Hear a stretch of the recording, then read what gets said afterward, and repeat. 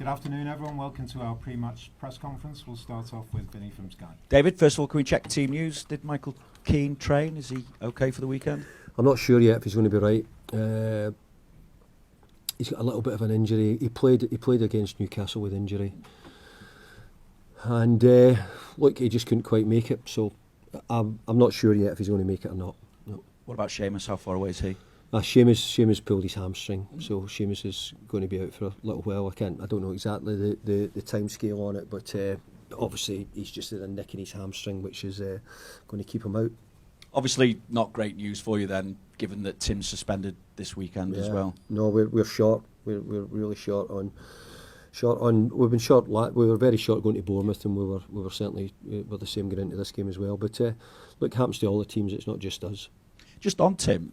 It seemed to be at least a good response, in terms of his personal performance against Bournemouth.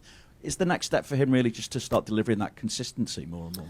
Yeah, I think so. I'm pleased for Tim because he played really well for us and he got better as the game went on as well, and was really important. He's been up and down a little bit in and out of the team, but someone who we like, we really do. We think there's a player in there somewhere, and maybe the more games he gets, the more he'll keep adapting and getting used to it.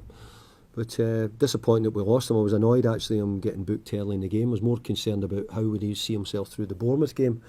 But he managed himself very well through the game and helped us get a good victory. Someone who probably is showing the levels of consistency is Kieran Jbury Hall. I just wonder what your thoughts are on the fact that he has been nominated as one of the players of the month. Yeah.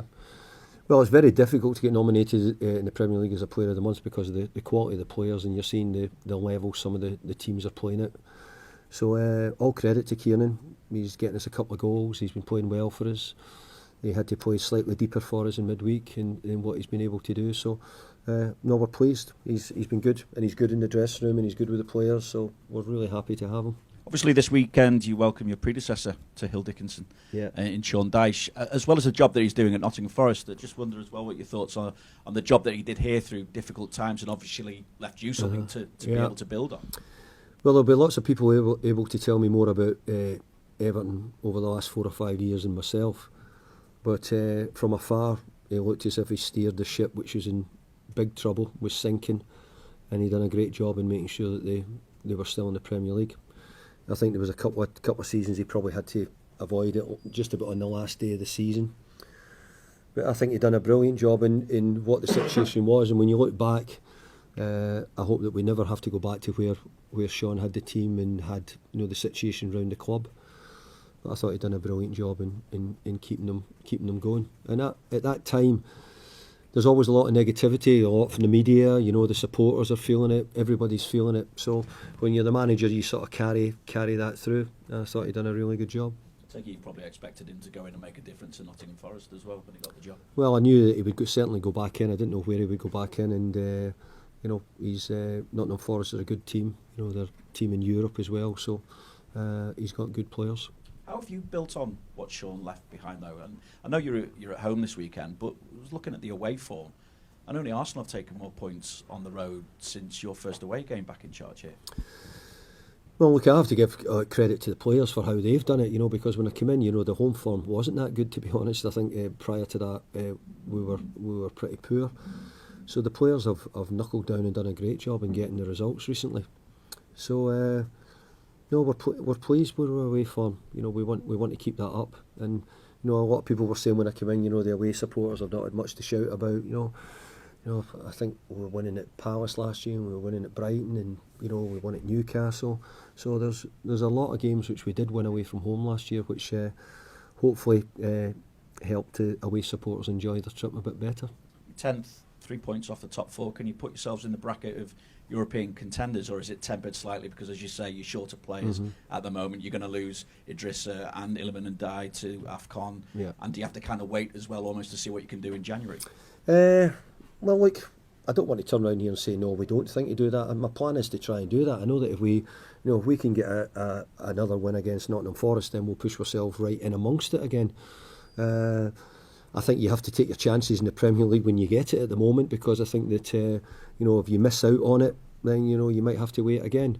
We've had a pretty good 3 or 4 games recently, and I hope we can keep it going. But as I said, the Premier League, the way it is, you just don't know where the results are coming from. But no, the ideal situation was I would be coming on here and saying, no, we want to be a team challenging for Europe. But in the same breath, we're all looking over our shoulder because, you know, we've still got to get a bit more distance between the bottom of the league and you know, the ones at the bottom at the moment. Thanks, David. Thanks, Vinny. We'll go to Simon at Premier League Productions. I know you touched upon it there, but what have you made of the job that Sean's done at Nottingham Forest and how they're now doing this season? I think Sean's done a great job since he's come in, but not surprisingly.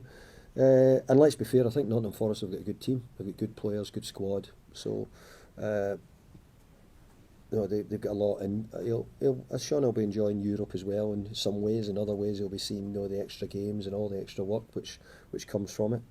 But no, he's doing very well. And he looks as if he's settling in, and the crowd have taken to him as well, which is good.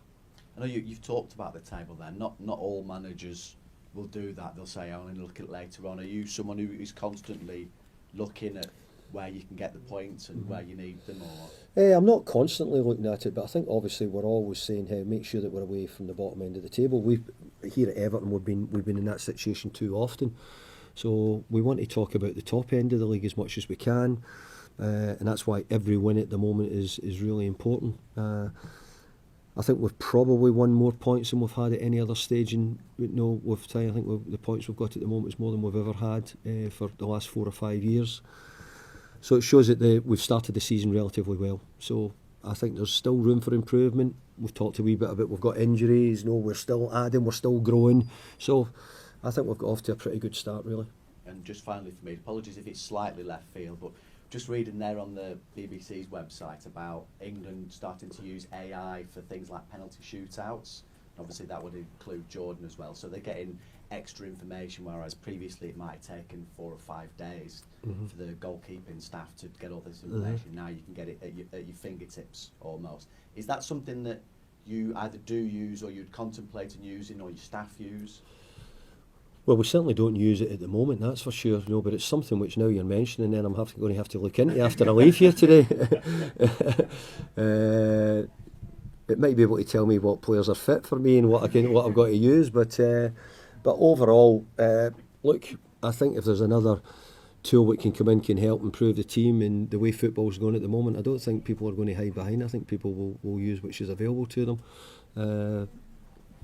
So we'll wait and see, but it's interesting, isn't it? Well, you've always been a forward thinker since you've become a manager. You've always been interested in things like that, I think. Yeah, it is. I mean, I'm worried at where it's going, how far it's going to go. You know, I'm one of the longer serving ones now and seeing quite a few different eras coming through. But if this is where we're going to now, it will make it even harder. But you know, obviously, I don't know what the AI is going to tell me about penalties. Is it going to tell me that somebody puts it to the right hand side or they put it to the left hand side?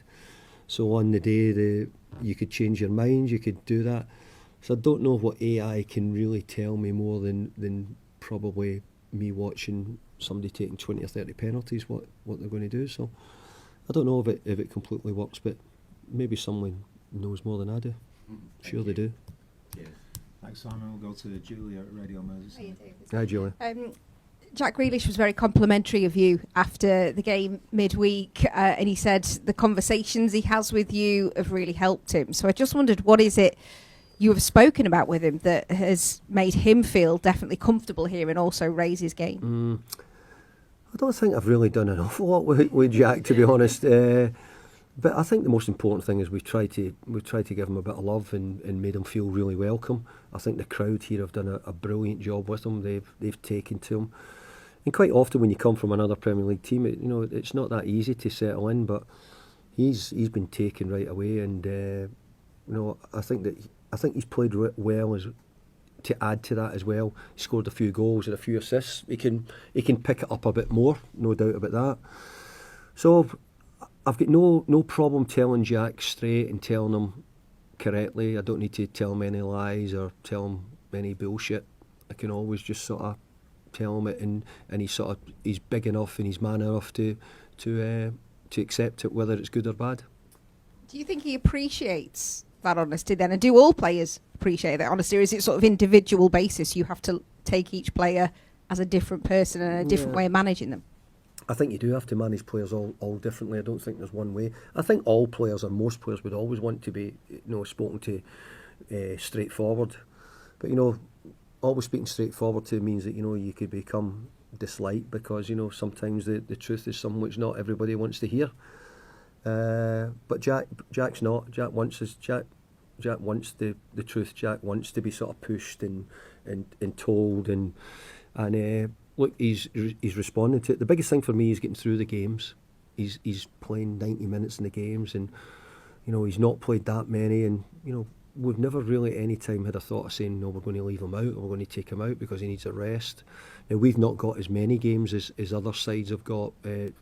For example, Forest, who've got European games, so we've not really had that need. We've only had the Premier League midweek fixtures. But in the main, Jack's been really good and made himself available, fit, healthy, not missing training. So we're pleased with him. I wanted to ask you as well, Jake O'Brien, I thought he had a really good game at Bournemouth. He's been patient waiting for his chance at centre-back. He's played at right-back, as we know. Sometimes he's come off the bench to play. I know that's where he sees himself. So has he done a little bit more now to show that he's going in that right direction to be the centre-back here at Everton? Well, he played really well, I think, at Fulham in Newcastle at the end of last season. We won both games. He was centre-back in those games when Jared and Tarky were both out. He had a couple of games at centre-back during the summer in pre-season. We thought he'd done a really good job as a right-back last year. Maybe not as much as we'd like this year, that's for sure. But, he is a centre-back. He's playing out of position. But he can play right back, or then he's got to try and move the likes of Jake, Tarky and Jared and Keno out, and they've done really well for us. So he's got a bit to do, but he played really well the other night. He's obviously a centre half, and he's not a right back. We're well aware of that. But while we're very short of right backs, he might be the best choice we've got in the building. And while you are light and in numbers, and AFCON is round the corner as well, the under-21s, I just wondered, how do you get any time to sort of keep tabs as what's going on there? And are there any pushing to be further in and around? I know Braden Graham is a name that keeps being mooted among the fan base. I've not seen as much as what I would have seen in the past, partly because the job here is, first of all, was to make sure we weren't relegated, and we're bringing in lots of new players and lots of things which had to be done during the summer, so I've not had as much time. But also, I think during the difficult times, I think we sold a lot of the main players here, the young players, which I'm guessing the supporters all know. They'll know that was the situation, what happened, and a lot of the better young boys were sold on. So, from what I'm hearing and the feedback I'm getting is they're doing okay. Maybe need to do a bit more before they're ready for the first team. Is it sort of disappointing for you, I guess, because when you were here the first time, the academy here was well known across football, wasn't it? It's producing this talent, and it was such a shame what has had to happen. Absolutely. I was amazed when I came back to find that what had to be done, actually, but it had to be done for the club, and so it's going to take quite a while for us to get it back to where we really would like it to be. Our priority, if I'm being honest, wasn't the academy when we came in. Our priority was the team and keeping the club in the Premier League. But now we're beginning to start a bit of work behind the scenes, and hopefully going to start to rebuild. But to build an academy, you're really talking about where you're starting. Where you're bringing in the kids at 6 and 7 years old, really, and there's other ways you can buy them, maybe 16, 17 years old. But I don't think we'll be in that position where we're ready to do that. But I'll always encourage, if there's any boys who I think are good enough and are doing well enough, then I'll bring them up. But also, there's a big step to being a Premier League player. Thank you. Good luck. Thank you. Thanks, Julie. Any further questions in